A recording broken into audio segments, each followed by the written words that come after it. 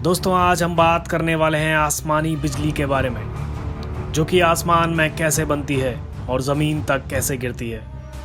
अक्सर काले बादलों में हमें तेज़ लाइटनिंग दिखाई देती है, यानी कि बिजली चमकती हुई दिखाई देती है। वैसे तो बिजली आसमान में चमकती हुई बड़ी सुंदर और बहुत डरावनी भी दिखाई देती है, लेकिन जब ये धरती पर पहुंचती है तो इससे जान माल की भारी हानि भी होती है। बिजली का कड़कना एक प्राकृतिक घटना है और इसे प्राकृतिक आपदा की श्रेणी में रखा गया है। आप यकीन नहीं करोगे, लेकिन दुनिया भर में हर साल करीब 24,000 लोगों की मौत बिजली गिरने की वजह से होती है। आसमानी बिजली का तापमान सूर्य के तापमान से लगभग 4 गुना अधिक हो सकता है। एक आसमानी बिजली में इतनी पावर होती है कि 3 महीने तक 100 वाट का बल्ब जल सकता है। इतना ही नहीं, आसमानी बिजली में इतनी ऊर्जा होती है कि एक बार में 1,60,000 ब्रेड के टुकड़े सेके जा सके।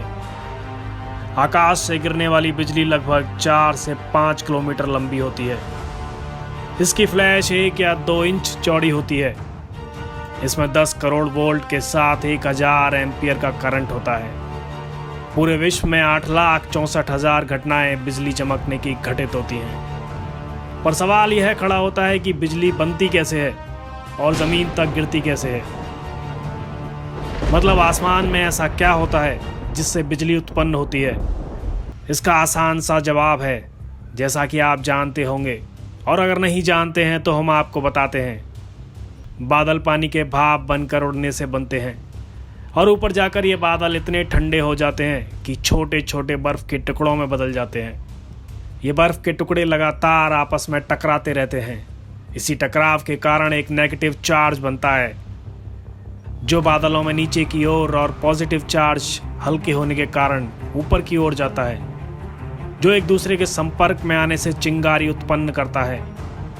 और इसके ज़मीन पर गिरने को क्लाउड टू ग्राउंड लाइटनिंग, यानी बादल और ज़मीन के बीच बिजली का चमकना। इसमें होता यह है कि बादलों के अंदर का नेगेटिव चार्ज ज़मीन के पॉजिटिव चार्ज के साथ मिलकर लाइटनिंग बनाता है।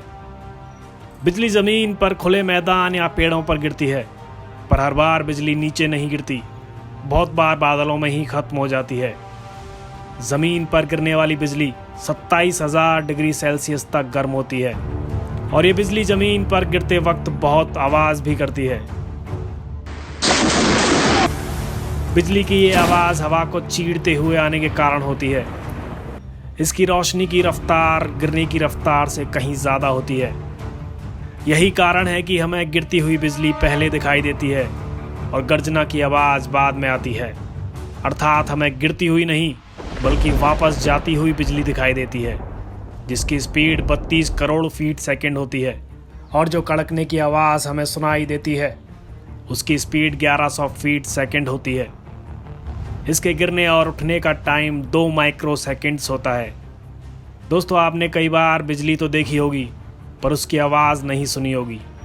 ऐसा इसलिए होता है क्योंकि आसमानी बिजली 100 मील दूर से भी देखी जा सकती है, जबकि आवाज़ सिर्फ 12 मील तक ही सुनाई देती है।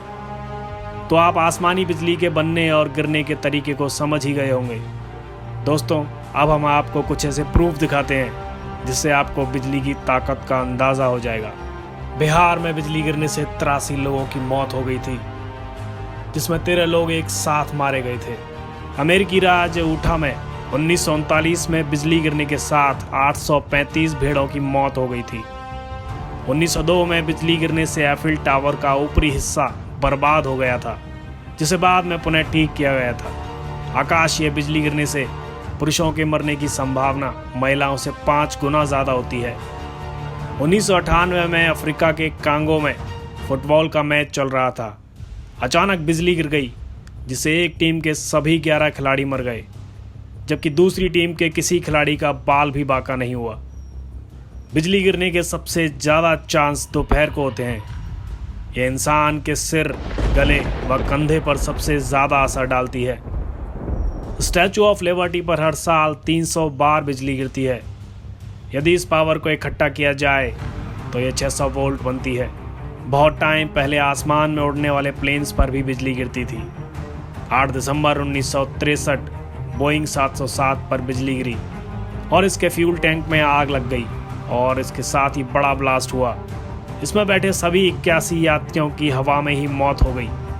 लेकिन आजकल के प्लेन्स पर बिजली का कोई असर नहीं होता। दोस्तों, ऐसी ही जानकारी और रोचक तथ्य जानने के लिए हमारे चैनल को लाइक, शेयर एंड सब्सक्राइब ज़रूर करें।